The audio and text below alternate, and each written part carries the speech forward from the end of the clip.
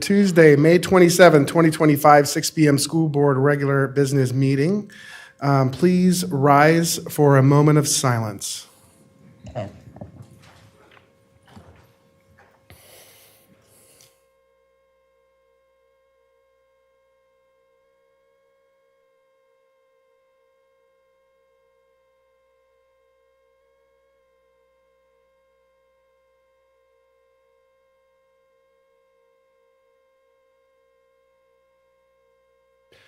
Okay, we will now present the colors.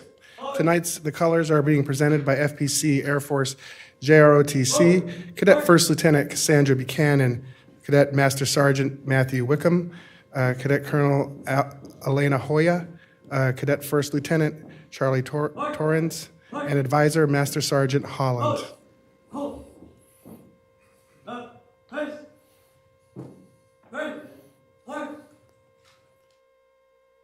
We'll now do the Pledge of Allegiance. I pledge of allegiance to the flag of the United States of America and to the republic for which it stands, one nation, under God, indivisible, with liberty and justice to all. We will now have the national anthem played by our very own Indian Trails Band Quartet.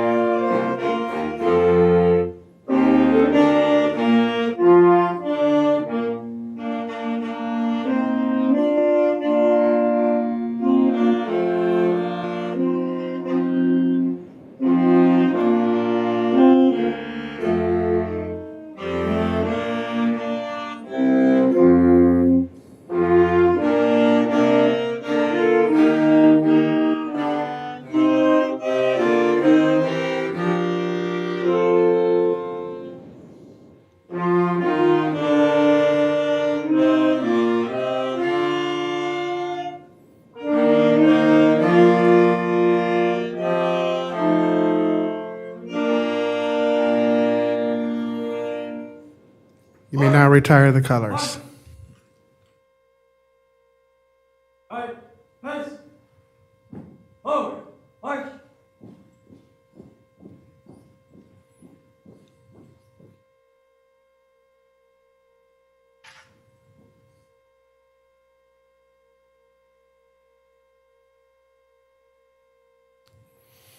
And how about we have a round of applause for our quartet? Thank you very much for being here.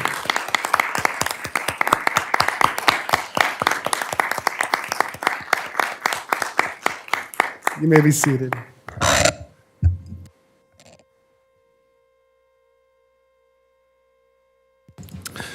Okay, so we will start off with roll call. Danny Nieves, FPC representative here. Jahani Strong, Matanzas High School Student School Board Representative, present. Lauren Ramirez, District 5, present. Janie, Ruddy, District 3, present. Derek Bars, District 1. Christy Chong. Will Furry. LaShakia. Okay, so we are going to start off with our spotlight section of our meeting. And first up, we have the Crime Stoppers Art Contest presentation. So I'd like to invite Mr. Bassadet, and we also have John Reed here with the State Attorney's Office. Yes, and everyone come on up. Good evening, school board members, Chair Furry, and Superintendent Moore. Thank you for the opportunity for allowing us to speak to you guys this evening. As you know, Crime Stoppers is an important community initiative operated, administered by local citizens with the mission of making our neighborhoods and schools safer. More specifically, Crime Stoppers of Northeast Florida proudly partners with the Sheriff's Departments of Volusia, St. Johns, Putnam, and Flagler counties, as well as the 7th Circuit State Attorney's Office, to empower citizens through See Something, Say Something campaign. This effort allows individuals to provide anonymous tips to law enforcement about suspicious or concerning behaviors, ensuring safety while preserving privacy. Tonight, I am honored to be joined by two outstanding public servants who share in this commitment. Chief Assistant State Attorney John Reed from the 7th Circuit State Attorney's Office, and Chief Deputy Joe Barilli of the Flagler County Sheriff's Office. Together, we are here to recognize and celebrate the winners of this year's Flagler County Student Crime Stoppers Poster Contest, a program that invites our students to creatively express the importance of public safety and proactive community involvement. These young artists have not only demonstrated creativity, but a deep understanding of the role we all play in keeping our schools, neighborhoods, and communities safe. Presenting the awards this evening will be Chief Assistant State Attorney John Reed. Before I hand it over to Mr. Reed, I would like to invite Deputy Barilli to say a few words. Good evening. I just wanted to thank all the participants. I looked at the artwork and it's far better than I could ever do. And I just wanted to thank all the students, State Attorney's Office, the school, to get everyone involved and host all this. Thank you. Thank you all for having us here. Again, my name is John Reed. I'm the Chief Assistant with the State Attorney's Office, and on behalf of RJ Larrizza, we appreciate y'all having us. This is certainly a nice change of pace to be able to do something, nice with the community. As you all know, we've been doing this for years. We have the different art programs from elementary, middle, and high school all present posters that are the anti-crime theme posters. We do it throughout the entire circuits of Volusia, Flagler, Putnam, and St. John's. And the artwork is amazing. Again, way better than I could do. I'm always impressed seeing this. I've been doing this for many years now. And then we bring different dignitaries, different people in to vote on the top ones. So we have elementary, middle, and high school.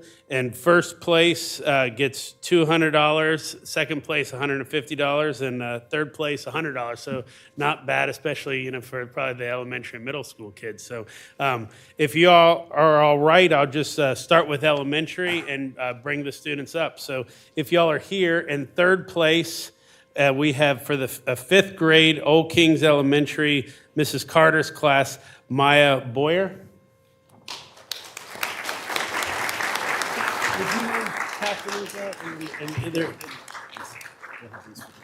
Okay. I don't know, how do y'all want to bring all of them up at once and do a photo, or? All of them? Okay. Yeah. All right, sounds good. And then for elementary, and there's yours artwork. And there, I think, so it's. Yes, thanks. So that's what, I'm sorry. In second place for elementary, Madeline Barnes. Fourth grade, Wadsworth Elementary, Miss Byron.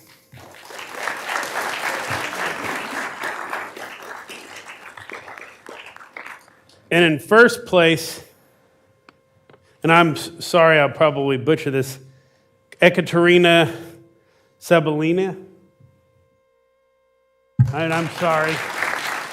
Miss Wadsworth.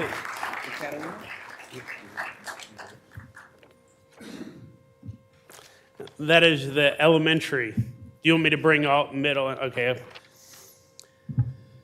And for middle school, third place, Declan Atheron. Okay. I'm sorry. Then for second place, Arthur Lima. That's Miss Shanley's class. And in first place, eighth grade, Michaela McDonald.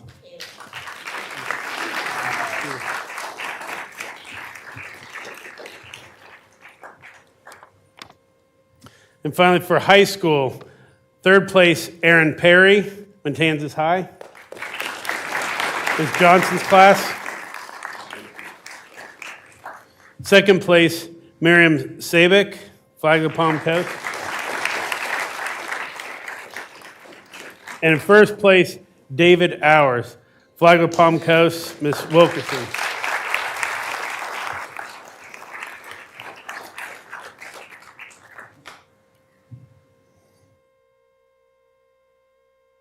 As always, Flagler did a really good job. These are amazing artwork. All right, great. If you could come up for a picture.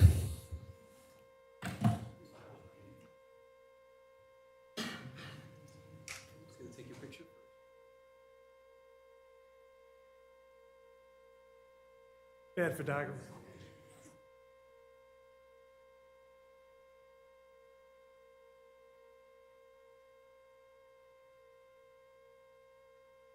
two, sorry, one more.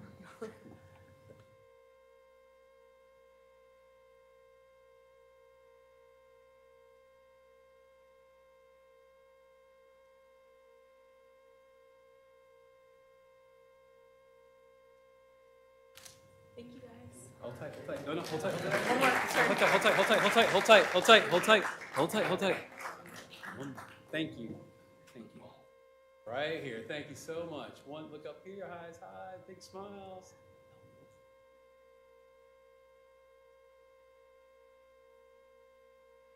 Now you're good. Thank you.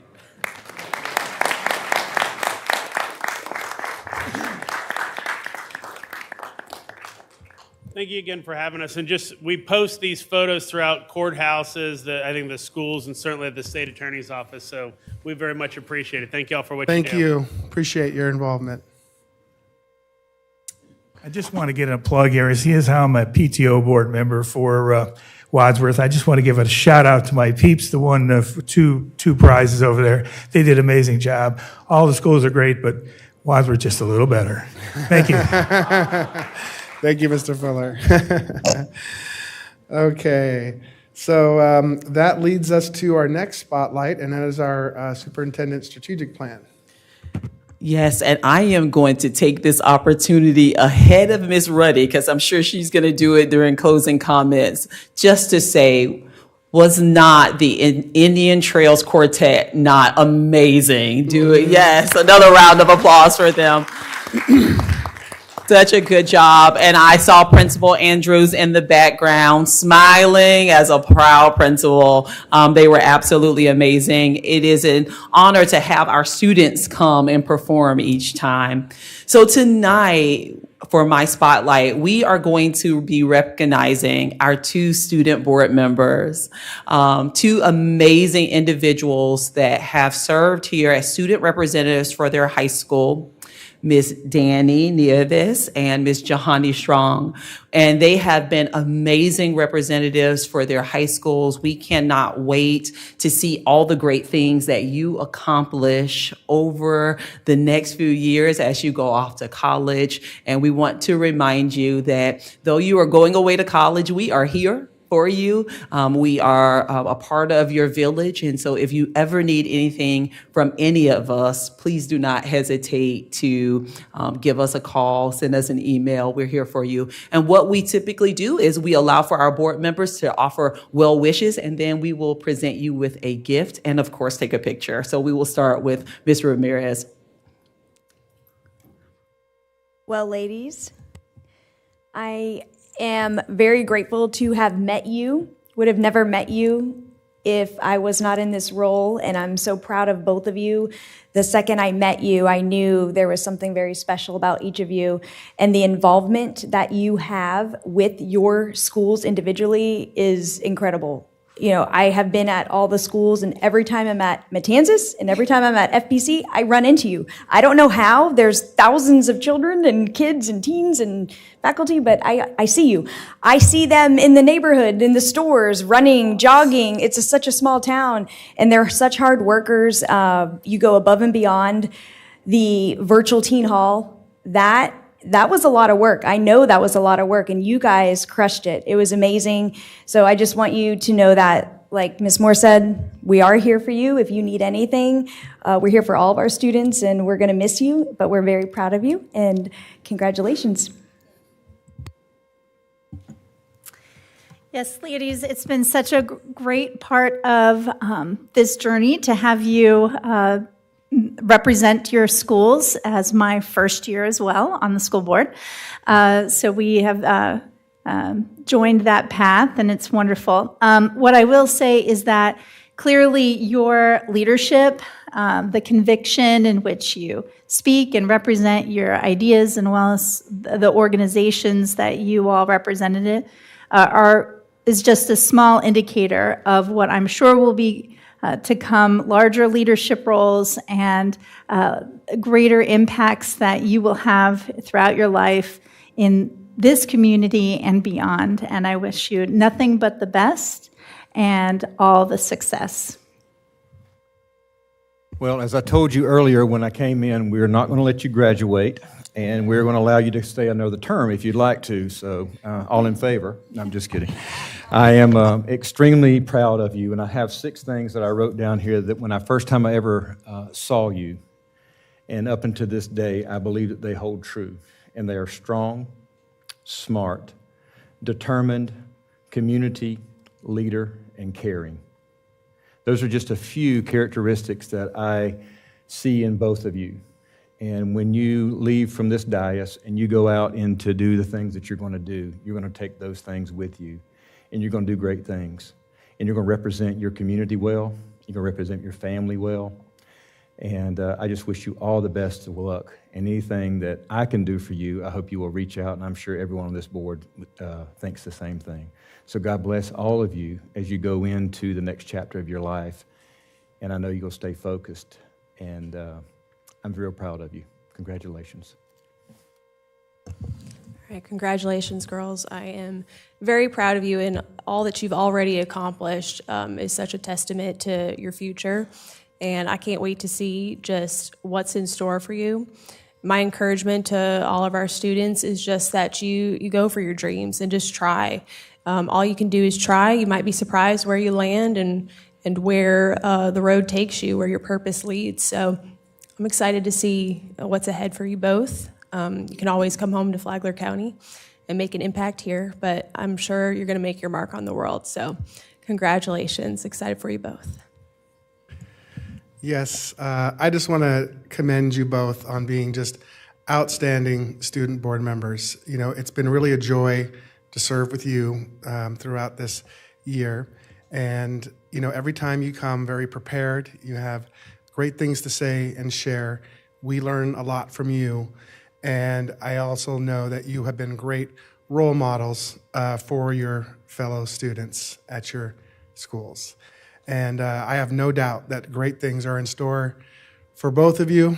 You are both very strong, intelligent, confident, and determined. So I know that you're going to achieve great things, and I wish you many blessings on that journey. We are so proud of you. We love you both, and it is going to be our honor to shake your hand tomorrow as you graduate. Can you join me in offering a congratulations to our 2 amazing student board members?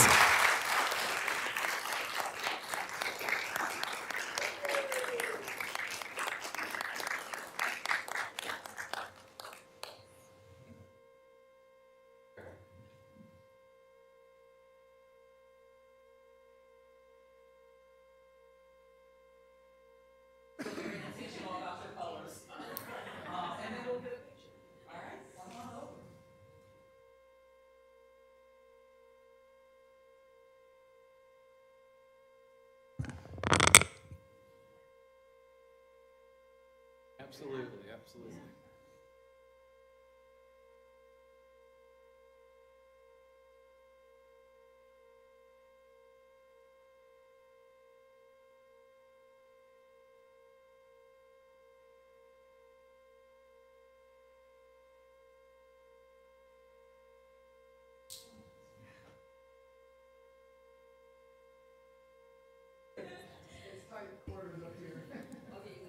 Okay. Another round of applause for our 2 amazing student board members. And their gift is a gift that they will be able to use on their next journey. And so we are so proud of you, and we cannot wait to see the great things that you do. And we say, come back here to Flagler County and continue to make your mark here in your community. Thank you. Thank you, Superintendent Moore. Okay, that moves us on to our next spotlight, which is the Flagler County Education Foundation. And we have Miss Teresa Rizzo with us.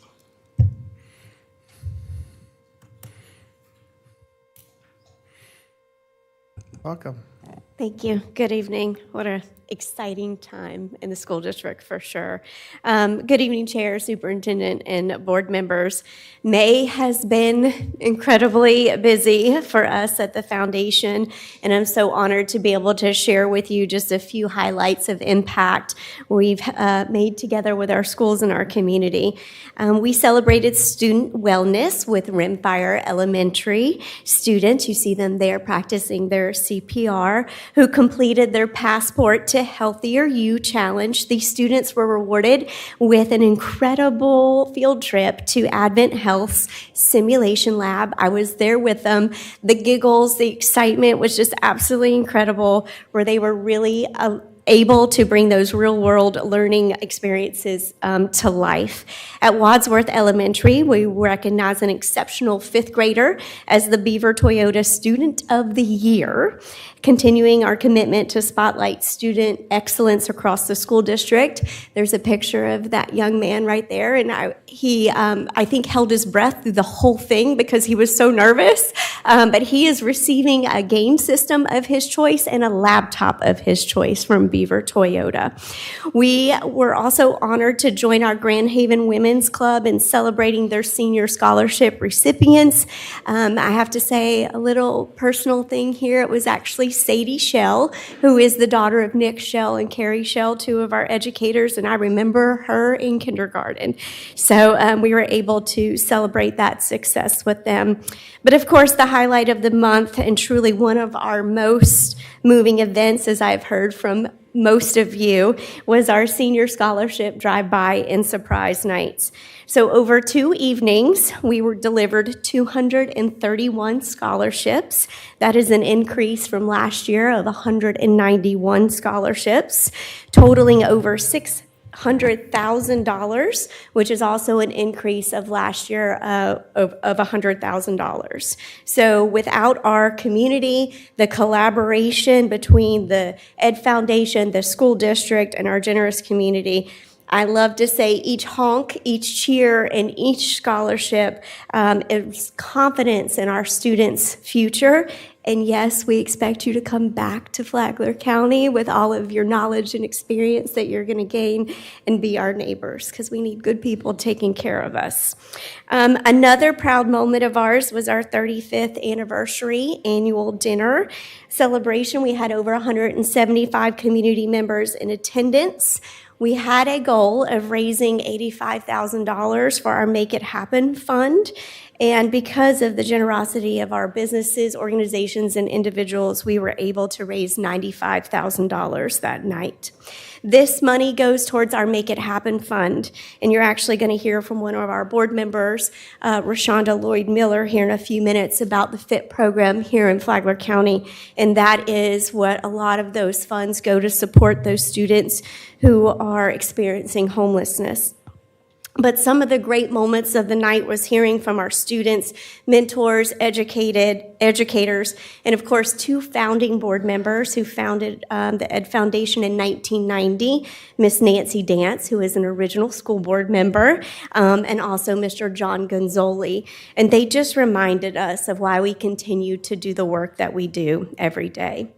So as we look forward ahead, because yes, the school year may be coming to a close, but we're already getting ready for next year.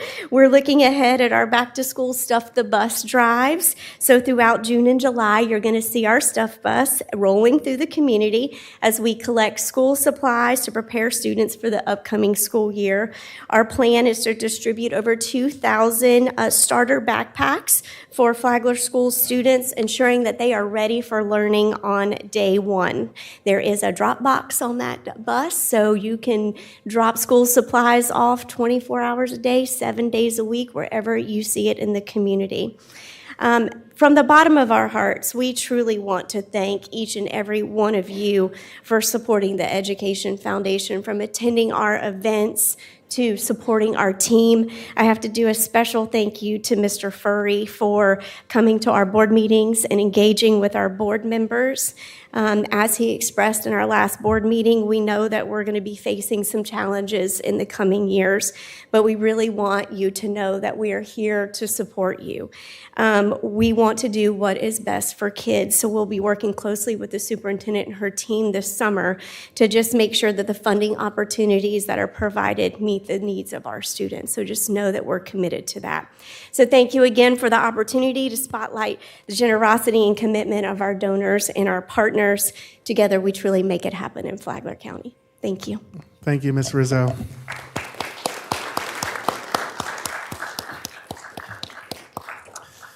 Okay, so our next spotlight is a bittersweet one. It's for our school retirees, and I'd like to ask Mr. Joshua Walker to come up to present. Sure you guys can hear me okay. Good evening, school board members, Chairman Furry, Superintendent Moore. Tonight I have the great honor of highlighting our Flagler Schools employees that are retiring. Now the list I'm going to share make up the folks that have retired over the course of this past year.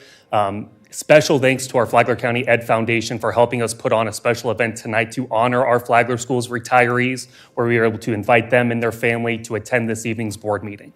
I'm going to go ahead and get started by sharing the names of those who are unable to join us, and then I'll be asking those that attended when I call their names to join us up at the dais for a picture. Alrighty, so without further ado, I just want to spotlight Miss Kathy Butts, Miss Jen DeWeese, Miss Regina Lacaria, Mr. Jose Olvera, Miss Teresa Smith, Miss Heidi Abbott, and there's a good bit, so give me a minute. Miss Elizabeth Benoit, Mr. Per Berg, Mr. Jeffrey Brown, Mr. Jonathan Kaimi, Miss Nai Colon, Miss Elena Ellie De Pasquale, Miss Carol DiPietro, Mr. Philip Drostick, Miss Marie Drum, Miss Janine Duckworth, Miss Jean Elliott, Miss Tamara Fields Pettit, Miss Isabel Fundora, Mr. George Fundora, Miss Deborah Gatz, Miss Buffy Hill, Miss Natalia Hubstenberger, Miss Kathy Jones, Miss Frances Knutson, Miss Catherine Luck, Mr. Antonio Marks, Miss Paulette McDuffie Powell, Miss Melinda Miles, Mr. William Parks, Miss Maureen Pickett, Miss Roberta Pritchard, Miss Ruth Reynolds, Miss Judith Roselle, Miss Patricia Russler, Miss Kathy Ryan, Mr. Robert Bruce Scott, Mr. Michael Screeder, Miss Karen Smith, Miss Nancy Snell, Miss Elsie Stinton, Mr. Ronald Stinton, Mr. Richard Supranut, and Mr. Brian Willard. Among those folks, they have over 300 years of service dedicated to Flagler School students. So I know they're not here to join us, but if we could give them all a round of applause, I would appreciate it. All right. So I'm going to go ahead and transition to those that were invited and were able to attend tonight's event. I'll go ahead and start off by highlighting Miss Vicki Bennett with 29 years of service to Flagler students. Come on up, Vicki. We have Miss Jill Bisaeda, 27 years with Flagler Schools. Miss Renee Campanero, 15 years. Oh, trying to get up. First Sergeant Troy Caraballo with 20 years of service. Miss Gloria Gibson with 34 years of service to Flagler Schools. Miss Maxine Grant with 35 years of service. Miss Sue Howell, 24 years of Flagler School service. Miss Stephanie Isaac, 18 years of service. Miss Jan Canali with 16 years of service. Miss Nancy Moses Bennett with 21 years of service. And then lastly, I have Miss Kelly Cisco with 11 years of service. All right. If there are any administrators here in the audience that have their retirees up at the dais, I encourage you to come join us for a group photo. So as we get everyone up here, I just want to say thank you all so much for your years of service to Flagler Schools. I hope you guys enjoyed the event tonight, and thank you guys so much for being a part of it.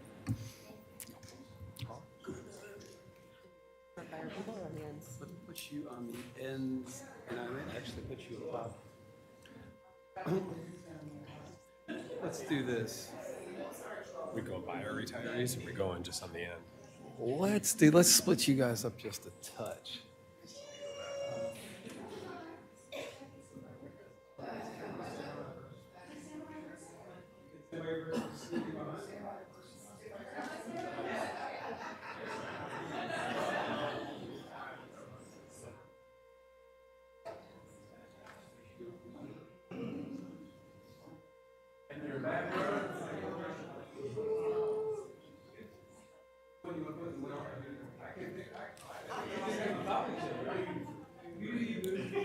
I need the back line and move.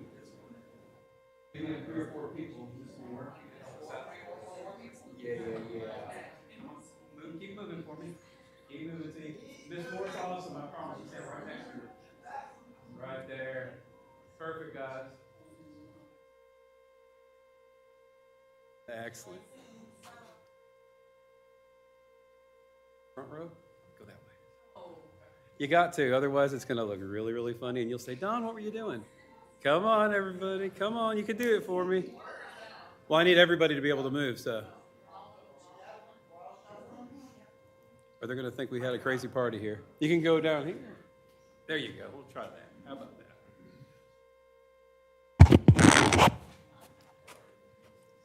It's just a camera, not a magic machine. I got to move you.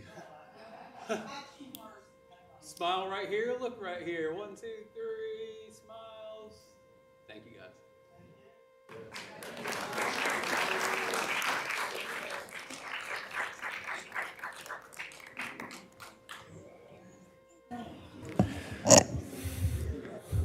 Congratulations to all of you. We wish you a wonderful retirement.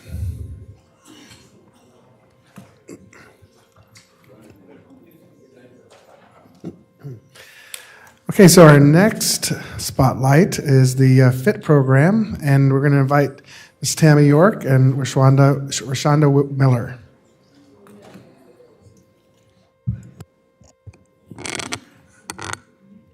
Good evening, Board, Chairman Furry, Superintendent. It is my pleasure to introduce one of my team members, Rashonda Lloyd Miller. Rashonda is our homeless education liaison, and I just want to take a minute to say how fortunate our program is to have someone who is so full of energy and love and really wants to make sure that everyone feels included and seen. And what she brings to this program is phenomenal. And she's been here with us for 2 years, and this program has grown by leaps and bounds. So I just would like her to share some of the strides that we've made in the last couple of years under her leadership. Rashonda. Thank you, Tammy, for that introduction. I'm humbled to stand before you and serve in the role as the Families in Transition Liaison. It is a humbling yet rewarding job. I've seen a lot as a school counselor, but moving into this role, it's been quite different. Are you driving the car? Okay. So just moving through our presentation, you may see this logo along with brochures throughout our community. I've made it my mission to create an army of advocates so that people are aware that this program exists in empowering our families one at a time. We need people to be seen and that they know they have support here in the schools despite what their housing is at night. So an overview of our program for FIT is that we support the students who are experiencing homelessness to ensure that they have full access to our school education and that their housing is not a barrier. So some of the services that we offer for that support, I need to go through the eligibility. So when we talk about FIT, we look at the student's nighttime residence. Is it fixed, regular, adequate? And when I look at the first bullet, the majority of our students are sharing the housing of another family or someone due to a loss of housing or economic hardship. This is about 90% of our families and students enrolled in the FIT program. Affordable housing, to me, I feel like is an oxymoron because it's very scarce. So a lot of our students, they may live at one family's house for a week, go to another family's house, but constantly changing. We have a few families who live in the hotels or motels, trailer parks, and even the campgrounds. In Flagler, we don't have very many shelters. We have one domestic violence shelter and one other smaller shelter that helps with families. So our families have to go down to Volusia if there's space. But we do have an even smaller percentage that are living in their cars. So you may see them parked around the community or in different places. And even in some of our substandard housing, we have students who live without electricity, without running water, and we know that's not safe. For this school year, we have identified 394 students over our 9 campuses. 330 are still with us as of today. 34 of those students are unaccompanied students, meaning they're not with a parent or legal guardian. And this happens for various reasons. We have some little kids, elementary, where the parent may have abandoned them or the parent has passed away. And then we have our high schoolers who were kicked out or they left home for various reasons. But 34 of those students are without a parent or legal guardian.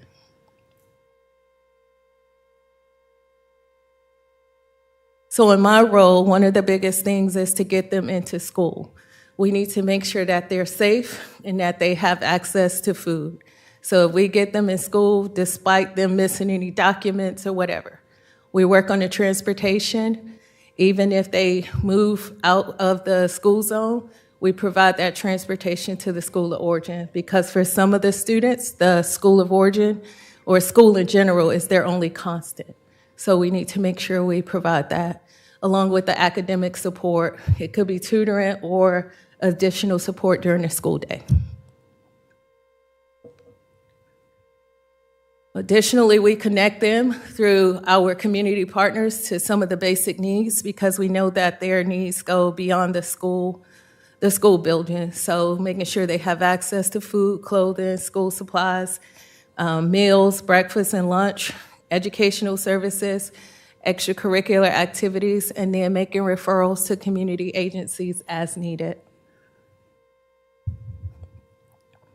At this moment, I'd like to highlight some of our partners. I know Ms. Rizzo mentioned it before, but the Flagler County Education Foundation and all of the donors have been so gracious with supporting students. And one of the things that I requested is that they allow us to support those students and families without spotlighting them, because sometimes it's embarrassing what they may be going through, and we don't need to put them on the spotlight to provide that support. And I do appreciate that I get to do that. We have our Faith for Flagler group, which is 14 churches that supports us. The Samaritan Ministries has provided housing for one of our unaccompanied students, along with the Family Life Center. They have housed some of our families, along with the unaccompanied homeless youth. The Sheltering Tree, they've provided us with bikes and locks and bike lights so that our students have some form of transportation, and that has been a godsend. Additionally, we have the Grace Community Food Pantry, and through our Grace Community Food Pantry, they provide weekly bags to students and families in the FIT program of meals to cook throughout the week, but they also provide donations that we put in our school-based shelters, school-based pantries, that I'll speak a little bit more about in a minute. St. Mark by the Sea Lutheran Church has provided our students at 8 of our campuses each week. They serve over 200 students with snack bags to take home over the weekend.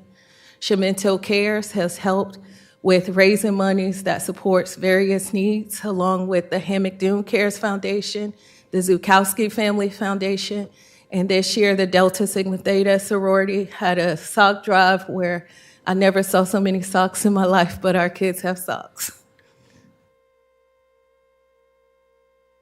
So as I mentioned, we were able to help a family that has demonstrated that they could pay for permanent housing, but that first, last, and security deposit is a hindrance for many families. And our Shemento Cares was able to help a family move into permanent housing.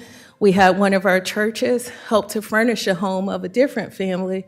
Within 2 days, they had everything they needed for that new house. We have established in 8 of our campuses a school-based mobile food pantry. And it's not just for students in fit, it's for students in need. So if a student needs food or toiletries or what have you, we have it available on campus. Fed by Grace is the program that I mentioned from Grace Food Pantry, and Love in a Backpack is happening at all of our campuses. We have a couple who own a wash, dry, fold service who've been providing laundry support for our families. And I was without a washer and dryer for 2 months, and I thought I was going to die going through the laundromat every week. And so I understand how big this support is. With our unaccompanied students, many of them, even if they have jobs, they don't have enough money to pay for housing. So just being able to find housing for those students. And we also have the couple that has helped place some of our students in jobs, along with the parents, help them find jobs. And one of my biggest success stories, tomorrow I will attend both graduations along with you all, and 17 of the students in my program will graduate, despite all the hardships.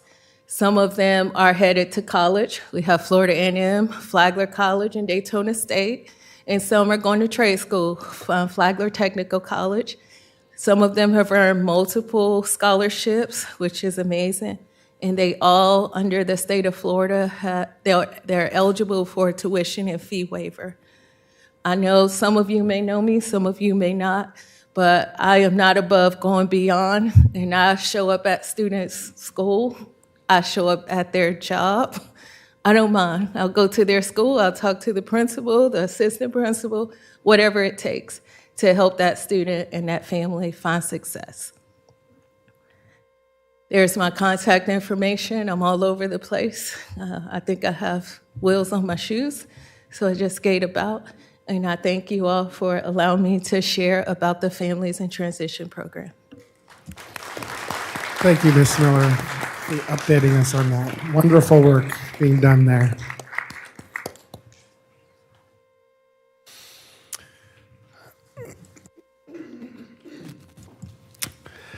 So that concludes our spotlight section of our meeting tonight, and we are going to move on with our business, and that leads us to the approval of our minutes. I'd like to entertain a motion to approve 4.01 through 4.03. Move approval.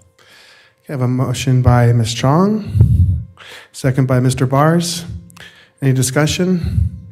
Hearing none. All in favor? Aye. Aye. Opposed? Hearing none, it passes unanimously. Okay, so Superintendent Moore, do we have any adoptions or changes to the agenda? I want to bring your attention that we did have 2 additional field trip requests that were submitted. Mr. Reeves does have that and can answer any questions. I also want to make you aware that we did add the Atlas MOU. The dates were requested. That information was added. No additional changes to the agenda. Thank you, Superintendent Moore. Okay, so I'd like a motion to adopt the agenda. Motion to approve. I have a motion by Mr. Bars, Second. second by Ms. Ramirez. Any discussion? Hearing none, we'll vote. All in favor? Aye. Aye. Opposed? Hearing none, we will move forward with this agenda. So that leads us to public comment, and this would be public comment for agenda items only. Do we have anybody signed up tonight? No, sir. Okay, then we will close public comment and move on to our consent portion of the meeting. And this section may appear to move quite quickly unless there's additional discussion.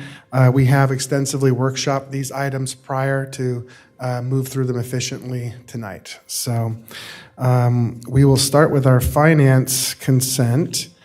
And so I'd entertain a motion to approve 7.01 through 7.07. Move approval. I have a motion by Ms. Chong, Second. second by Mr. Bars. Any discussion regarding the minutes? Hearing none. All in favor? Aye. Aye. Opposed? Hearing none, it passes unanimously. That will now lead us to academic services consent. I'd entertain a motion to approve 9.01 through 9.06. Move to approve. I have a motion by Ms. Ruddy, Second. second by Mr. Bars. Any discussion? All in favor? Aye. Aye. Opposed? Hearing none, it passes unanimously. That moves us to human resource consent. I'd entertain a motion to approve 11.01 through 11.03. Motion to approve. Motion by Mr. Bars, Second. second by Ms. Ramirez. Do we have any discussion? Hearing none. All in favor? Aye. Aye. Opposed? Hearing none, it passes unanimously. So that will move us to our first action items of the evening, and we'll be moving through these individually. So our first one is 16.01, Career Source MOU. Do we have a motion to approve? Motion to approve. We have a motion by Ms. Chong, Second. second by Mr. Bars. Is there any discussion from the board on this item? Hearing none. All in favor? Aye. Aye. Aye. Opposed? Hearing none, it passes unanimously. Thank you, Ms. Kirkland. And so our next is 16.02. This is school choice policy update. Do I have a motion to approve? I would like to ask some clarifying questions on this one. Do you want to do that after we do the motions? Yeah, motion to approve. Yeah, we'll do it during discussion, sure. So I have a motion by Mr. Bars, Second. second by Ms. Ramirez, and we'll go into discussion. I have two questions. One, I recently was digging into what are the parameters around which students may use athletics as a reason to select a school. And looking in the Florida statute, as well as the Florida Athletic Association, which the Florida statute confers that responsibility to that athletic association, it really only covers if that student has been or tried to be coerced or recruited. And so looking in our policies, it really didn't seem very definitive around utilizing athletics as a hardship. One could be said, well, I choose to go to FPC for IB because it's going to allow me greater growth in this particular career field that I would like to choose, or academic pursuits.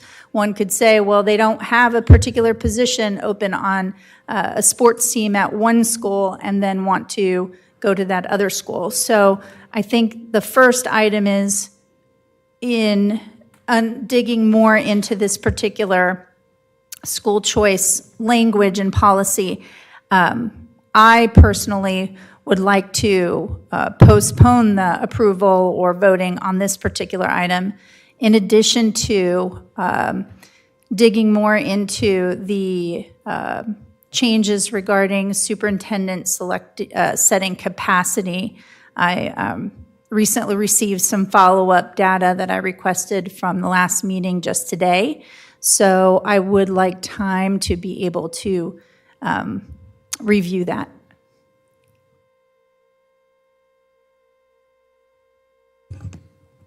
Okay, board, does anybody have any additional comments or response to that request? Mr. Chair, just clarifying this, when we had our meeting 2 weeks ago, we talked about that not being an actual reason for moving students around because of sports and so forth like that. It was my understanding that we weren't doing that. Now, if a parent or whomever said, I want to go to FBC or Matanzas for whatever reason, they're not putting on a form to say that they are going there for for that sport. Am I accurate in that or not? Yes. Yes. I'm sorry. Sure. So if there was capacity and they were able to choose whatever school they wanted to through controlled open enrollment, they wouldn't need to say a reason. So it very well could be that they are wanting to go to a different school for athletics or academics, or perhaps it's closer for a family to drop them off, but it wouldn't require them to say why. I think the question is related to hardship reasons, and there was a comment during that board workshop that there is often the presence of athletics as a reason for that hardship. So that begets the question, what is that policy? And while, from the state and the athletic association, it says you may not be recruited, it doesn't really say that the student themselves in their own power can choose to use athletics for their school choice. So I have sent some information to our attorney, and as well as the additional information that was sent by the superintendent's office to be able to review both that as well as the changes in setting school capacity. Yeah, so while it's not currently an acceptable hardship reason per se, in terms of it being an athletic choice, the controlled open enrollment, if the capacity would allow, it could be a motivator for a student to go to another school. So in that case, it would be allowed. But you're correct in that it's not currently under our guidelines of an acceptable hardship. And I think that I took the understanding or assumption that Mr. Bars did that you could not use that as any reason, whether, hardship or otherwise, because it would skirt those lines of recruitment. But digging into that language, I feel that it behooves us as a school district to set that as the policy. And I reviewed a couple of other policies from other school districts to just kind of scratch the surface, but also, are we even allowed to do that? I don't know. So I think that it would be wise for us to either highlight what that policy would be if we are, or add stronger language around it if we cannot. May I add something? Currently, the majority of our hardships do not come in the form of athletics at all. The majority of our families are submitting hardships or requests to go to those schools for other reasons outside of athletics. So athletics, if we were to increase the capacity and there was space, it would allow individuals to come into the school for whatever reason that they are electing to go to that school, and athletics could be a benefit of that. For us with this policy, it really, and I think we're focusing more so on our high schools, but this is beyond our high schools. It is the opportunity to empower our families to have a choice in which school their child attends, and it allows for us to increase the capacity that we have. The previous board, or at the time of setting that policy, established the policy with that percentage, but there does not have to be a percentage there. We can add a percentage if that is the desire of this board. It is our request that we be allowed to collectively each year identify what that percentage is in order for our families to be able to have some additional choice on which schools their children attend. Mr. Chair. Yes. So we don't have a number that is set at this point based on this particular policy at this time. So we would never go over 100% capacity. That's not something that we would want to do. Am I accurate in that statement, Ms. If I may, though, 100%. Wait a minute. Just let Mr. Bars have the floor right now. Answer the question if I can. So the policy would In terms of, we would not be able to go past the number of student stations that we have without a plan. The state statute requires us to have a plan. So that may be, allowing for concretables or whatever that could look like. But yes, we could not go past the number of student stations that we have. Okay. So where we tried to dig into this at the meeting, though, one of the items, when we say 100% capacity, the state defines the ability to build another school based upon different capacity measures for different age grade levels. So high school has a lower maximum capacity than, let's say, an elementary school. So if at high school we're at 100%, it would actually be something like, I don't know, I can't recall, 10 or 15% above what the state is saying, well, yes, now you're at the point where you can build an additional school. And I do commend the superintendent and her office in trying to do all that we can to award and recognize school choice for parents, but we have to also respect the space that the assigned students and not compromise maybe the best possible environment for those students. And at that last board meeting, one of the simple questions was, well, what are the number of student stations? And we received that information, I believe, recently. However, the question was, could that be modified or changed? Could that adjust in some way? And even the Mr. Bush at the time said, well, it depends. So what I fear is that when parents or students do not receive their school choice, there will be this built mistrust in not understanding when there is this sliding scale, when it actually has to be cut off. I feel having that particular ambiguity, as well as changing, fluctuating, perhaps maximum capacity, reduces transparency. Ms. Strong, did you want to say something? I don't know if I'm not following. But I guess I'm not seeing the issue, but I'm ready to vote whenever. Yeah. Well, I'll say one thing. I had thought about, what are the merits of, taking away this percentage limit, and, what are the consequences? But, one thing that we've all been talking about lately is, with the with vouchers and having a decline in enrollment.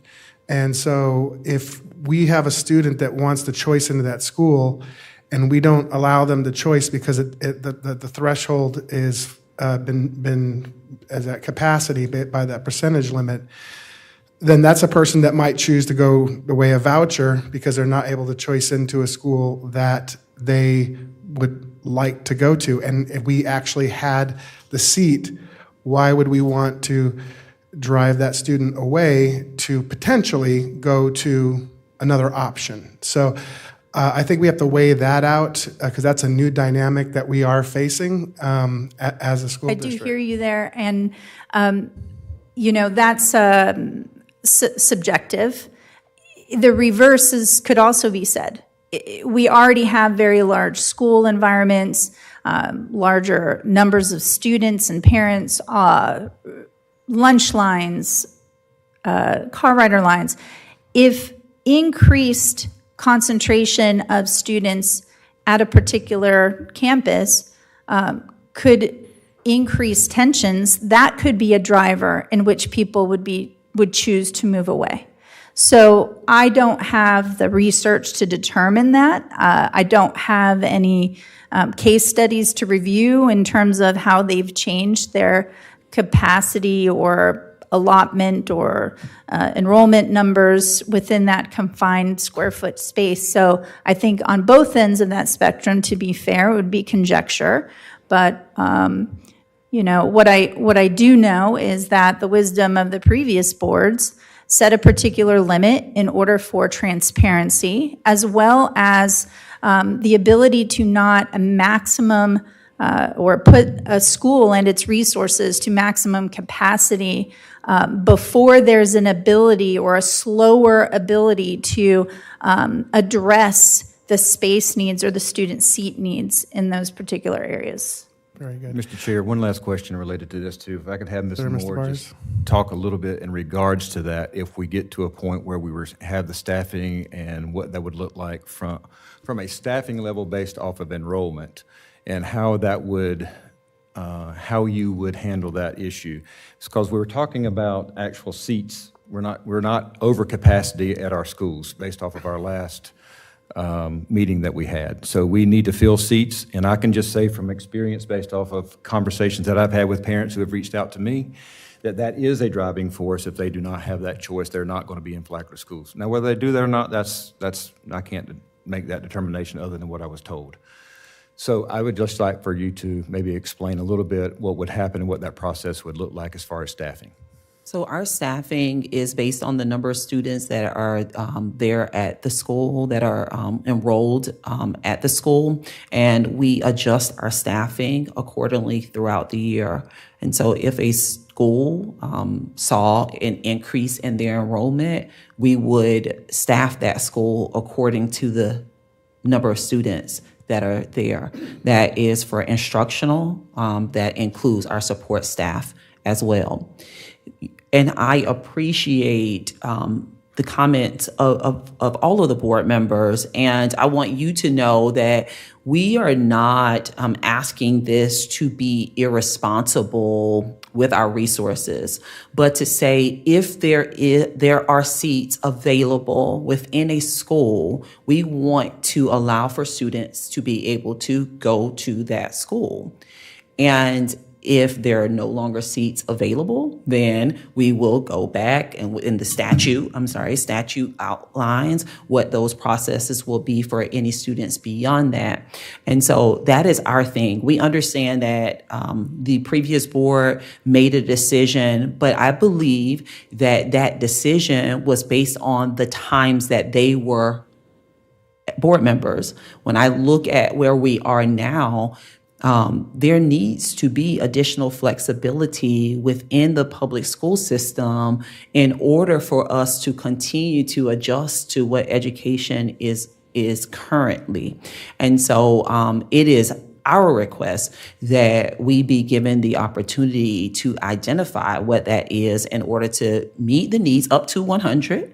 We aren't going to go over the capacity of the school, but it is our desire for us to be able to set that based on the needs of the schools, the opportunities that are there. Because we do have families who are right now, there are many families who have emailed and they're awaiting this decision because for them, they want their children to go to a particular school that as of right now, based on the current policy, are not allowed, not because there are not seats, but because of the threshold that the current policy has. And so that is our request. We respect the authority of the board to make that decision. And what this does is this allows for us to advertise this policy so that those families and those students can start day one in those schools.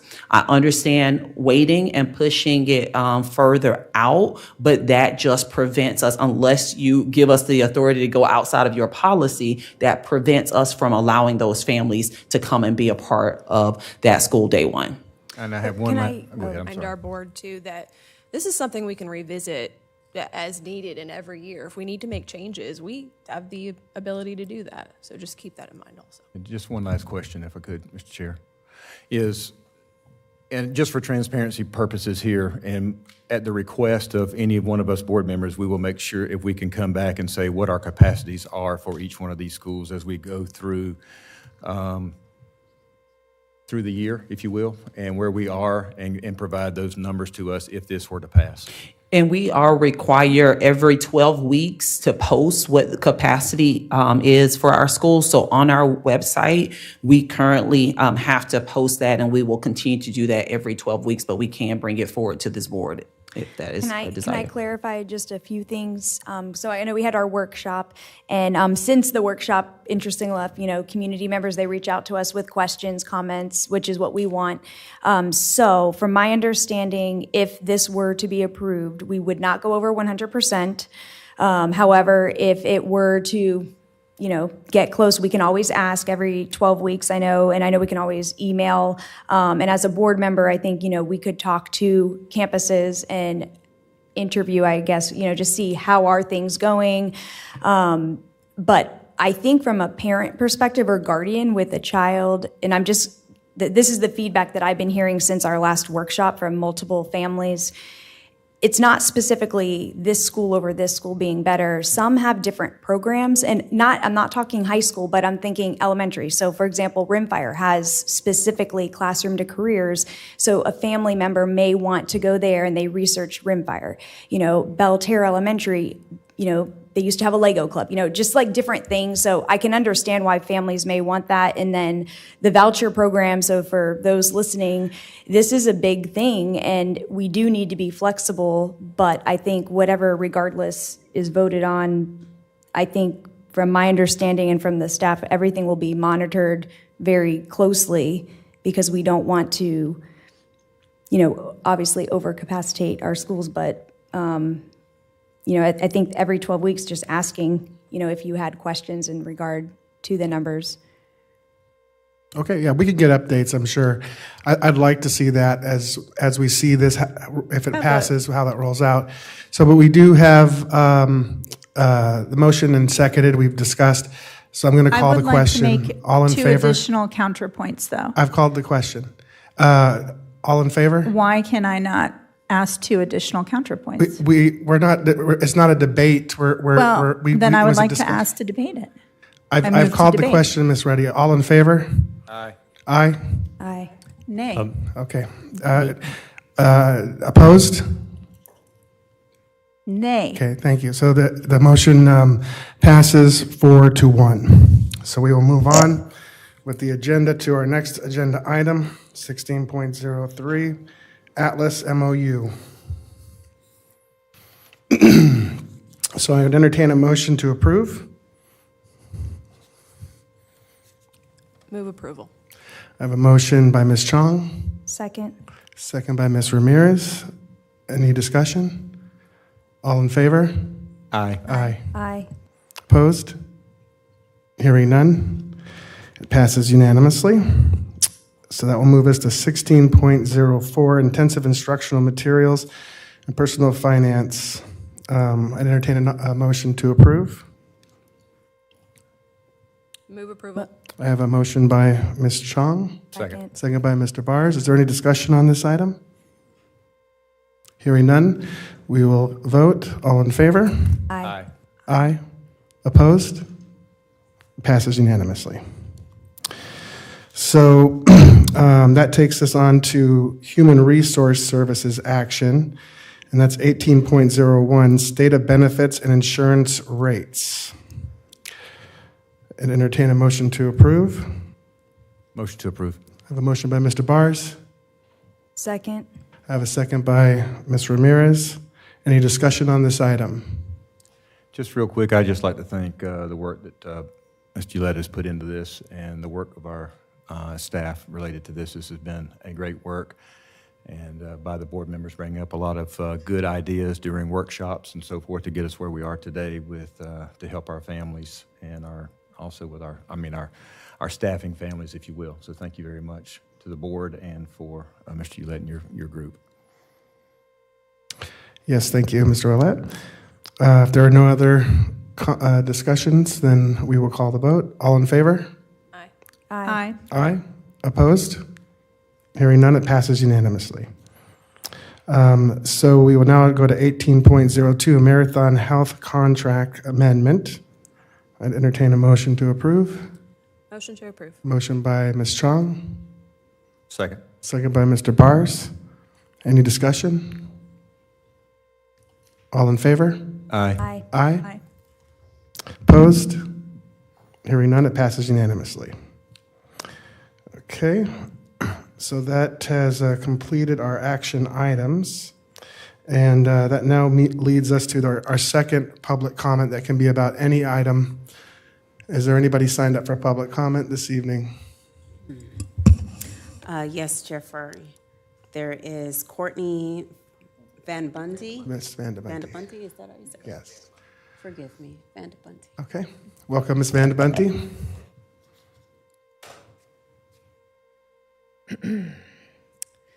My name is Courtney Van de Bunty.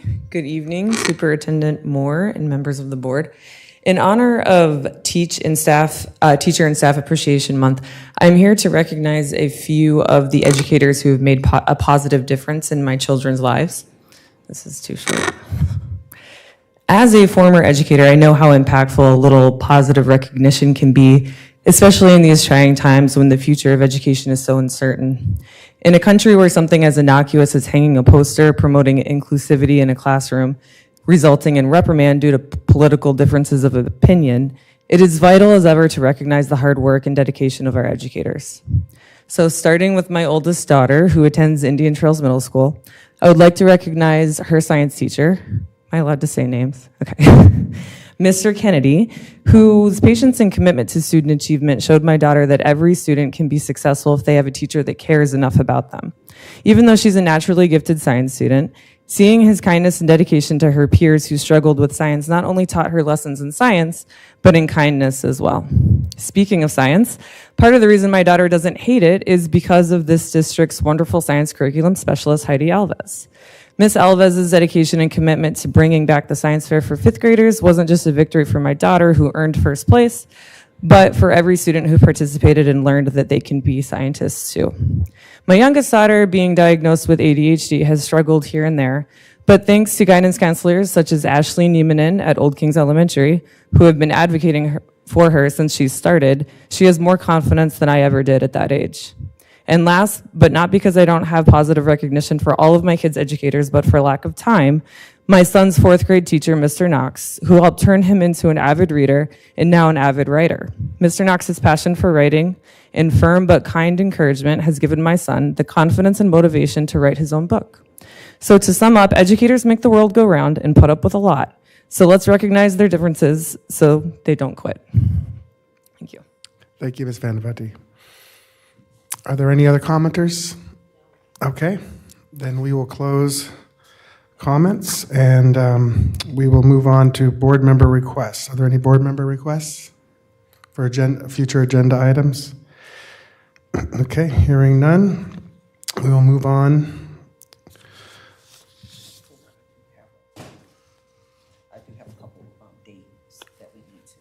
To address, okay. You have the floor, Superintendent Moore. Okay, board, a few dates that we need to look at. We attempted to do this through email, but just a reminder, June 10th, that meeting, I will not be present, but we will have someone that will be here in order to take notes, and we will follow up on all items. Two items that we need to address will be the Neola policy review. It was requested for us to have a separate meeting to go over those policies. We need to establish a date for that.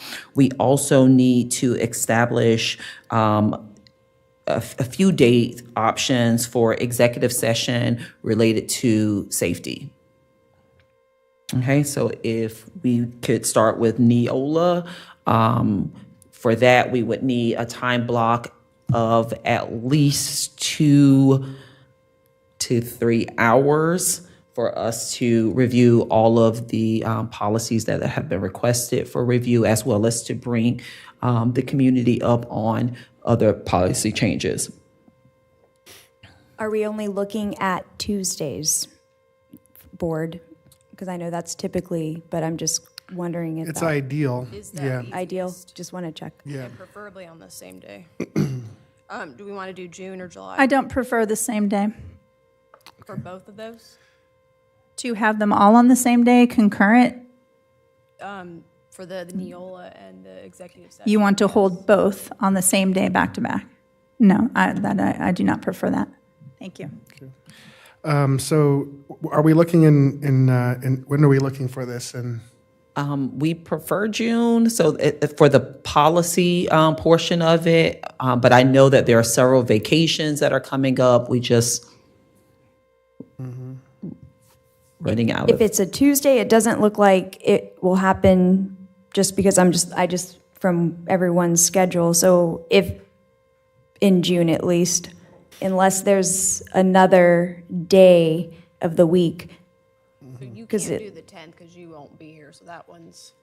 I can't do the 10th for Neola, but we probably could do the Neola on the 10th, if that works. But I for- think Miss Ruddy was requesting not on a day that we have a Well, she workshop. said for her to have both of them on the same day. Okay, so split one I on mean, one maybe we and one can on the s- other. We can split the Okay, two can we do different. the executive session on a Tuesday? If it is on a Tuesday, we need afternoon for Tuesday executive session related to safety. Not July. We can do July. Can you remind me what the conflicts for June 3rd is? I won't be here. Graduation. Yeah, I won't be here either. I'm not available June 3rd. FTC graduation is at 6 o'clock that day. But our executive sessions are usually earlier in the day. Yeah, I'm just saying that's what. I'll be out. I'll be out of town though, so I won't be able to do the 3rd. Yeah, we did not have enough we didn't have 3 that would be present on June 3rd. That was the conflict for that day. July 1st, anybody? I mean, yeah. That works for me. Yeah. It's a Tuesday, and it's not a workshop or board meeting day, Sounds good to me. Hold on. but it is July, but it's the first day in July. Bear with me for a moment. I have to look through some things here. I will get babysitters. Yeah. Summertime and childcare is difficult. June 1st does not work. I mean, July 1st does not work. I think, what was the original date? Was the 17th we were looking at? The 17th, we were looking at for Neola, and I think it was the 17th for executive session as well. I can do that. I just need to work out childcare. I cannot do the 17th. I can. I would like as many of us available, though, because I think it's really important if we're going to make decisions on this. What about? Can we look at them separately? Can we look at the Neola first? Are we able to do Neola on the 17th? I can. I am out of town from the 14th to the 28th of June. Yeah, I am out of town as well. Oh, so that basically June is like June's a tough impossible then month. because I people think are on vacation. unless, if you can swing not a Tuesday, maybe, I mean, I know it's hard, but I'm Well, just. I have some other days, but it sounds like they won't even be here. So, the 18th. Yeah, everybody's out. I mean, it Yeah, doesn't the sound 18th I'm out in June. In order for your, I know Mark is probably cringing in the back. In order for the policies, the board policies to be approved and ready for the beginning of the school year, we do need to try to get the Neola policy review in June. If not, it's fine. The current board policies would be in place, but we would be switching them within the first couple weeks of the school year. So what about Neola June 10th? I can do, I'm between the 9th and the 13th of June. I can be available, 10th preferably. Same with me. Otherwise, what was June 3rd? I know I'm not available in the day, but I could meet at night. I'm not, well, I'm Okay. out of town. Okay. Yeah.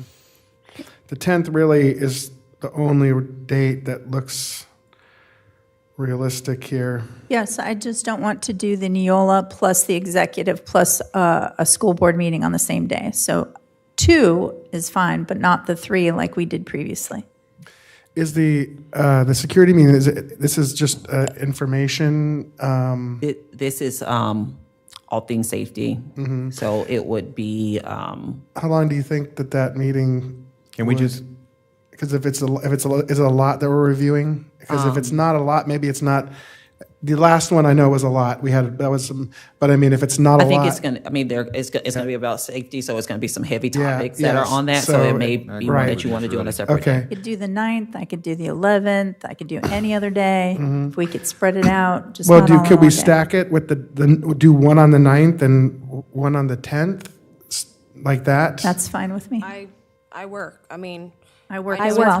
too. We did say the 10th. You said that 10th was okay for one additional meeting. Correct. So can we look at doing Neola on the 10th, and then we can arrange for a later date for the executive session on Yes. safety? Does that work? I think that makes sense. Let's do that. Okay, and so are there any restrictions around time? Because I just want to make sure that we can work with Mr. Delaney to get the appropriate time before that. We'll make sure that there's a break between this agenda meeting. But the 10th, The earlier the better. Yeah, I'm flexible on the time. I know it's difficult, trying to coordinate these things, but especially in the summertime when we have our children out of school, it's just easier to do as much as we can on one day.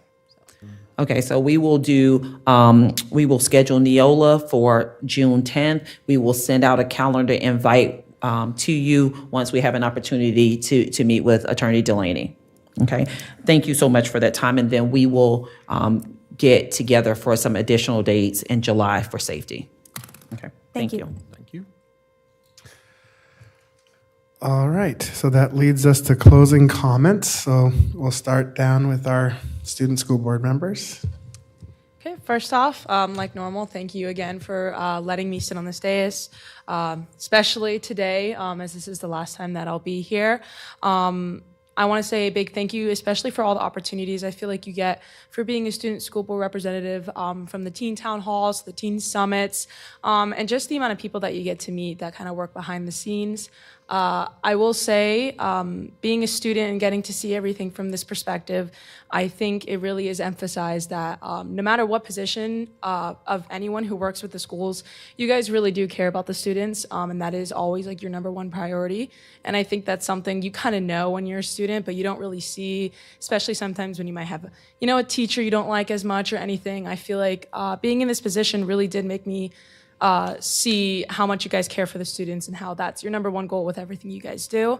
I think that this is like I said, a wonderful opportunity. I will definitely be recommending it to all of my rising seniors to apply for. I think this was just, I'm so happy that I chose to do this in my senior year. I think I learned a lot from it, and yeah, thank you guys so much. All right, thank you, Danny. I'm going to keep this short and sweet, but first I'm going to beat you to it, Miss Moore, and happy 179th day of school. Love it. Taking over already. So from class of 2025, I just want to say congratulations to all of our graduating seniors. I know that it's been a tough time for some of us, and some of us, we really just worked our butts off to finally walk that stage tomorrow. So being able to get that diploma in our hands, we're really looking forward to that day. In regards to being student school board representative, this really is one of the best opportunities I have ever been granted. I want to give a special thank you to my principal, Miss Bozeman, in the back. This opportunity would not have been granted to me if it were not for you and your team. Matanzas High School as a whole, absolutely amazing. All the staff, faculty, and students, my fellow peers, especially here on this board, all of my 6 peers or coworkers, shall I say, for today. You guys have all been absolutely wonderful individuals. You all really, really strive to make Flagler Schools the best district that we can be, and I really, really appreciate that, not just from speaking for me, but from my students as well. I also want to give a huge shout out, not just to the amazing faces of Flagler Schools, but to everyone in the back, especially Mr. Joshua Walker. I've known you since I was a lifeguard, so, and here we are. So thank you so much to everybody for all the amazing opportunities, all the relationships, all of the connections I've made. All of the friends, all of the family, and you all will be receiving postcards from me from Florida International University in Miami, Florida. So I'm excited to see you all tomorrow, and thank you to everybody, everyone watching, all the students. If I'm going to leave you with one thing, it's believe in yourself, because you can do anything that you put your mind to. Thank you. Awesome. So first I wanted to say it's been a really long week for everyone the past 2 weeks, and everyone on the board, I want to thank you all and, for coordinating, working through all the promotions, graduations, and then the staff, and I know, Ms. Moore, you'll have a lot to say about promotions and graduation, so I'm going to leave that to you. But it's just been incredible, the faces and getting to know all the staff and then the board. I know I'm busy, and I know all of you are busy. We all have children, we all work, and every human is very busy, but somehow Flagler County is making it happen, but we want to make it happen. So thank you, everybody. It's been a lot, but good things. And then awards. I know a lot of kids have received awards, and they win first place, third place, this athletic award and this scholar award, but I want all the kids listening that didn't get an award, right? That you're awesome too, and we're all awesome, so just know that sometimes it's just not your time, but your time's coming, and I promise you, because you never know. And I know some kids, you see it, and even as adults, we see it. And just know, if you did not get that award for whatever it was, football, soccer, all A's, right? It's coming. You may be 41, you may be 52, you may be 18, but it's coming, so please know that. And I wanted to just talk about Solution Tree again. I mentioned it at the workshop, but the district really invested into this simple program that you may see on the budget, and it's not free. Things cost money, but we have staff that they look for grants to provide things for our district. And I don't think people realize how hard behind the scenes works, because I knew everyone worked really hard until I was in this role. So I want the community to know that Flagler Schools works very hard to get everything that our educators need. And the investment is working, because Matanzas High School, they now are a PLC, Promising Practice School, which is the first step to becoming a model school. And this is what we want. So this is proof right here that what Flagler schools, our public schools, we're doing something that you can't do other places, and they're not doing it in other counties. So investment is working. PTO, someone mentioned PTO. I want to say every PTO is amazing, and I'm telling you, I guarantee next year, all of these PTOs are going to blow it out of the water even more. They are raising money for these schools, and it goes right back into them. I'll give you an example. Belterre, $37,000 went right back into the schools. All right, Wadsworth, Rimfire, all of them. And that's one example, so it's just going to get better. So we need people to continue volunteering. It's not for everybody, but for those that it is for, then do it. Okay, you don't have to be a PTO mom or a dad, but if you feel the urge, do it.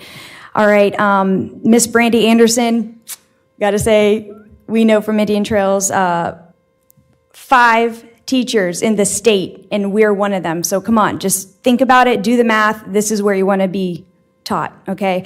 Another thing, mental health staff, I see her, Miss Brandy Williams, thank you. So we have had some tragic things happen just this year since I've been a school board member, and bad things happen every day, and we're always going to remember the bad things. We do have good things, but when we have bad things, Miss Brandy Williams, she took phone calls on weekends, Sundays, all right? I mean, does she have to? No, because she's a wonderful person, her team. So if you have things that are happening, those that are listening, reach out. There are people that will help. You just have to let us know. So thank you for that. There's so many good things. I'm going to stop now because we have so much more fun things happening. But thank you all for the support in Flagler Schools. And yep, tomorrow's the big day. We're going to watch you. Thank you. First, I would like to take a moment to remember David Morris and Reverend Emmanuel, who are Flagler County family recently lost. I'm sure that their impact on the lives that they've touched will continue to ripple, and this world will have been a better place for them being in it. And I am very excited about attending the graduations tomorrow. Clearly looking forward to that. I do want to revisit the school choice and my perspective, just on the basis that a clear definition of capacity was established. Are we talking about the state capacity? Are we talking about capacity with the current number of teachers at that particular school? I have been in a school where 100% capacity was reached, and that means you don't have an art class in an art room, you have an art on a cart. You don't have music class in a music room, you have teacher trying to get from one class to another to service their elective and special area needs. There are real consequences with oversaturating a school, with verging that capacity, which could happen at the turn of a dime under the current policy. And to say that we're going to change the policy throughout the year does not build trust, which is what I'm trying to advocate for, so that parents see Flagler as the best choice, because not only of our academics, but their ability to trust us to do what is fair. I've asked for transparency in the lottery system. I've asked for transparency in the capacity seating in which we're speaking about, and I think that those are simple things. And when I sit here as a board member and ask to debate an item and the board chair refuses to bring that up for a second motion, that is a failure of his board chair duties. And in fact, when I wished to discuss this item further during our agenda meetings, then I was told that I can do my own research on my own time. So I feel at this point there is a clear line being drawn in deciding when to be casual in our conversations here, when Robert's Rules of Orders are going to be followed, and clearly some prejudice on which voices he wants to hear. And so I'm going to be following that very directly, and I'm calling that out on the carpet right now as inappropriate. I do want to finish my statement of just being in awe of all of the amazing things that have been going on here. I don't want to end on a negative note. One of the most positive changes I've seen here is the school discipline policy. I was brought this question recently during an interview from the Observer, especially regarding bullying. If you look at our revised policy, bullying is the largest section of that discipline policy. It has been revised to meet and exceed the Florida statute. And we do act on and are required to act on every bullying charge, as well as keep records. If you feel that something has gone awry and you're not being heard, there are multiple channels. There are anonymous channels that you can report to, both students and parents. However, I will caution, just because a child wasn't arrested or immediately kicked out of school does not mean that the student's behavior is not being dealt with. Bullying is a serious charge. If it were adult to adult raising accusations of that level, those are the types of accusations that in our adult lives would lead to lawsuits. So bullying must be proven beyond that doubt. And so just because there's an individual incident, it must occur over a span of time. It doesn't mean that the behavior wasn't addressed. Even if it's a one-time behavior infraction, the student's behaviors are addressed, but we cannot put it on the headline of the news, and we cannot report it to the parent or the child affected. But please, if you feel like an incident has not been investigated, bring it forth. Thank you.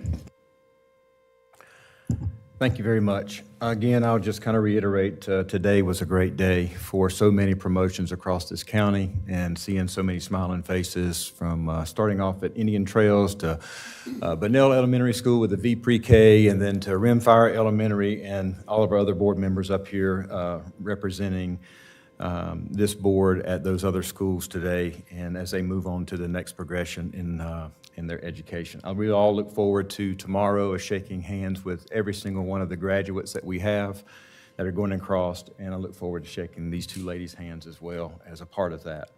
I just want to reiterate a couple of things or say a few things about the community support. It was mentioned from our Education Foundation. I think we have some of the greatest community partners around, and the support that they provide to our community and to our district is second to none. So I want to thank them for what they do and the continued support that they do through our Education Foundation and other supporting organizations throughout the county. We are a special place to educate our students. We are the best choice, and that's what we say, that's what we continue to do, is to try to be the best choice for students to come. And I've said this before, I'll continue to say it again, we will always improve and we will go by the guiding principles that is always brought up in what we do. And I believe that very wholeheartedly that we are the best choice based off of what I see in the classrooms and that what I see that our staff are doing. We will always have room for improvement. But I know that we have a group that's wanting to do that and that we will do that. I also want to thank Ms. Miller today. I think she's already left for Families in Transition. I look forward to talking with her more about that and the great work that they're doing in that particular field. The Walking the Halls event, man, that's a pretty emotional thing. Good gosh, if you've never done that, you need to go do that with these little kindergartners walking through and then the seniors coming out. Oh my goodness. So I want to thank Mr. Foley for capturing those special moments through Walking the Halls and your staff, so I really appreciate that as well. Scholarship Drive, we mentioned that, and then I would be remiss, like Ms. Ramirez mentioned about Ms. Brandy Williams and her team and what she does after hours to help support Flagler schools. And I do want to address a little bit what was mentioned earlier about how we govern ourselves in this particular body. We are lax. However, if we become the way was mentioned before me, some people are not going to like that because there's too much openness that it goes on and it's not too much, talking over one another and things of that nature that happens. And the way that is Robert Rules of Order, and I'm sure our attorney can discuss that with us, is there's a time and a place for people to be discussing and talking and be given that information by the chair. So we need to be, how we want to govern ourselves and how we want to work together with this board, we need to be thinking about that as we move forward. So I just caution us because we are lax and we are not strict by the rules and when persons on this board are allowed to speak and when they can't speak. So we do this collectively. We work together. I've seen that over and over. We don't always agree, and I'm sure we're not going to always agree moving forward. But I think, as has been mentioned, the best thing that we have at our heart is trying to do the right thing for Flagler schools. And I know that's what everybody on this board wants to do, regardless of whether we agree or disagree with certain topics. So I yield back my time, sir. Y'all forgive me, I'm just really cold right now. I just want to extend condolences to the family of the sixth grader at Buddy Taylor recently. As a mother, it breaks my heart. My heart goes out to the staff and the students and also even the hospital staff, the ER that had to intake that student. There's just nothing more difficult than losing a child, and I just want to keep that family in prayers. I'm looking forward to tomorrow. I feel like we play such a small role. I know, our students get to be there because of our teachers and our staff, all the hard work that y'all have done to invest into our children. And it's an honor for us to be able to just stand there and also shake y'all's hands. I'm grateful that we get to be a part of that, but again, it's just a small part for us, and I'm just grateful that we get a chance to be there and experience that with y'all. all the Walk the Halls videos. It just makes me think like one day it's going to be us seeing our own children walking Old Kings and Bunnell, and a day. I hope it slows down a little bit. Every year goes faster and faster. But I'm looking forward to tomorrow. It's been another great year. Thank you to everybody who's worked so hard. Appreciate it. Yes, thank you, everybody. Thank you, board, for another great meeting. And I do need to respond to the comments that were directed at me as the board chair. And I will say this, that Mr. Bars is correct. We have Robert's rules, and they're here to help us run an efficient meeting, but we are a small board. And for the public to know that this is our voting meeting. Not every district does it the way we do it. We invest a lot of time before today to make sure that we have all the information that is available so we can make a conscious decision on when we vote. We've workshopped this on the second Tuesday of every month, and then we have another workshop before this meeting. Typically, this is an exception from today because of all of our promotion ceremonies. So a lot of work goes in, and every board member has plenty of time to access staff before today's meeting.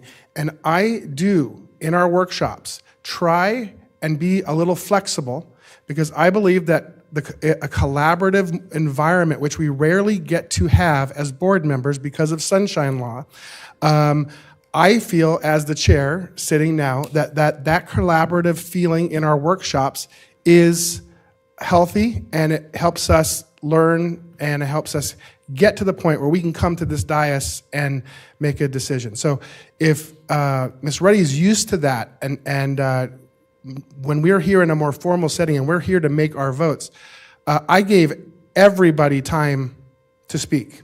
And if I would argue that Ms. Ruddy occupies the majority of that discussion time. So I believe that the board, I have to make a determination. Does the board need any more information to come to a vote? And I looked at this board, and I could see that they appeared to me they were ready for a vote. When I called the vote, there was no objection. There was no objection. If there was an objection, we would have addressed that. And I'll remind Ms. Ruddy that she can make a motion anytime she wants. She didn't make a motion. And so she had plenty of time to get her statements out during that period of time. And furthermore, if you have additional things you want to speak into the record, this is the time to do it during closing comment. You can add extra to justify your vote. You can speak against the votes of your colleagues if you wish. This is your time to express as you did, and I welcome your speech on that. But we need to move these along, and sometimes votes are going to go your way, and sometimes they're not. But if we're honest, the majority of our votes are 5-0, right? But it's just not going to happen every time. So that's all I have to say to that matter. And but I do want to say that today has been a real joyous day, going to the different promotions. All of our board members were very active today. We were sharing pictures with each other. We were all celebrating. Some of us had children promoted from 5th to 6th and from 8th to 9th, and just very exciting. And even if they're not our kids, they're all our kids. We love all of our students, and we're happy for all of them. And today was just full of joy. And I will say, at least for myself, and I'm sure my colleagues would agree, for all the effort, for all the debate, for all the everything that comes into being a board member, this is the time when we really feel the reward for our efforts. And tomorrow we're going to see our young scholars go off into the world and graduate high school, and that brings me a lot of joy. So I'll yield any additional time to Superintendent Moore. Good evening. I won't say it again since Shahani's already said what day it is, but happy almost last day of school.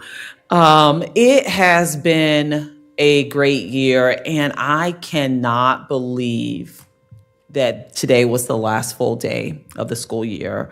I want to say again to our amazing student board members, you have been such a delight to be able to sit here with, to see learning and growing, and we are so proud of you, and we are so proud of your peers as well. We are about to go into summer, and contrary to what some people may think, everyone isn't off during the summer. And so I say to our students, to our families, to our community, we are still here. The board is still here. We'll continue to meet during the summer. If there's something that we can do for you, please reach out to us. Life continues to happen during the summer as well. And so if there's a service that we can provide to our students over the summer, please reach out to us. I just want to also encourage our students to continue learning over the summer, continue reading, accessing the learning platforms that you have available to you. Today is promotion day, extraordinaire, though we had some promotion ceremonies last week as well. But tomorrow is graduation day. And I am so excited about graduation day. Today, I had an opportunity to sit at our middle school and watch our students that will be leaving our middle schools and going to high school. And having served in this organization for a number of years, I know so many of these students, and it is an honor to see them and watch them grow over the years and see them transition throughout the school years. And so it is my honor. I cannot wait for graduation tomorrow, as well as June 3rd. We will have graduation for Flagler Technical College and some of our additional programs on June 3rd. We're super excited about that as well. It's been mentioned here tonight. We have experienced a lot of loss this year from students to staff members. And I do too want to thank our team through Ms. Brandy Williams' office, as well as our Faith for Flagler team, and other community agencies that come alongside and support us when we are moving through loss. And so, as I stated before, life continues to happen during the summer. And so if there's something that we can do for our students, for their families, please, please, please reach out to us. The foundation, thank you so much for all of your hard work this year.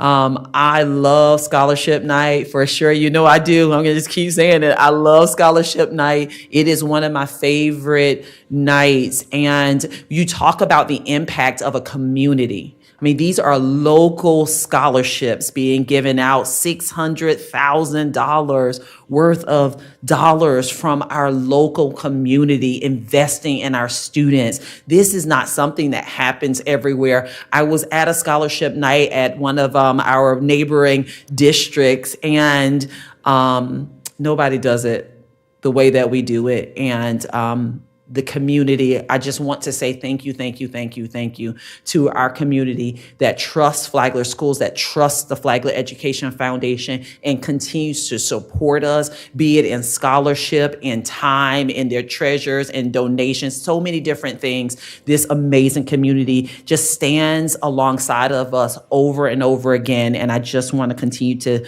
say thank you. To my team in the back, the ones that you can't see on the camera, we appreciate you so much and your hard work. And I know everyone isn't here, but we have amazing principals, directors, chiefs, coordinators. We talk about amazing faculty and staff in our school, but we have some amazing individuals leading the charge. And so to our coordinators, to our directors, our principals, assistant principals, chiefs, thank you so much for all that you do to invest in the lives of our students. Thank you to our community, to our students, to our families. I am just overwhelmed. Today has been a great day. Today has been a great day. And tomorrow will be even better as we go into graduation. And I have to, because it is almost the end of the school year, leave us with our guiding principles, because they truly are what we do every single day. And so to hear you as student board members say to us that you see that we put this forward is important to me. And so our guiding principles are children first, trust and respect for all, empower others, teamwork, excellence, quality, and consistency, commitment to individual needs, and my favorite, get to yes. Have a great night. Thank you, Superintendent Moore. This meeting is adjourned.